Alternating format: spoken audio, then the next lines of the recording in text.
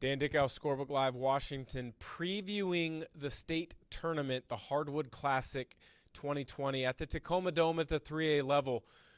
3 of the 4 teams that have first-round byes advance directly to the quarterfinals.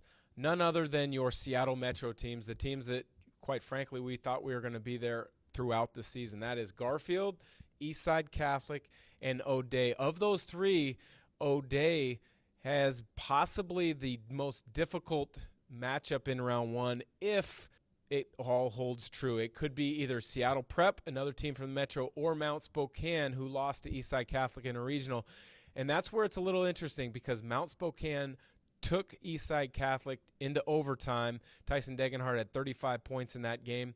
That is a team to keep an eye out for. They're in a play-in game in round 1 just to get to the quarterfinals, but they have a legitimate shot to make a state title game appearance as they did a season ago. If they win that first game against Seattle Prep, they'll be playing O'Dea in a rematch of last year's state title game. As you look at the rest of the state tournament, I think you look at Garfield, they are playing very good basketball right now. Tari Eason continues to kind of be that guy who's just versatile. He can do a little bit of everything.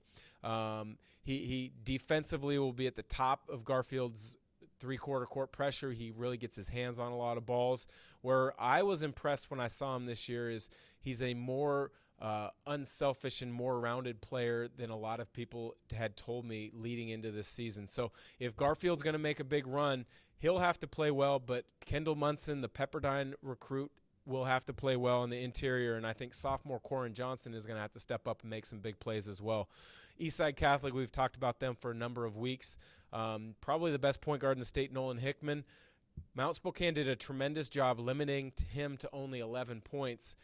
For them to win the state title, he's going to have to be the guy that's in control of the pace. He's going to have to be the guy that's in control of making big plays throughout the game. All in all, I think the 3A has a chance for some upsets. It has some chance for some fireworks. I think if you're looking for just players to watch, I think the 3A level is the matchup, is the state tournament that you want to watch. I think the 4A team has a nice balance in teams.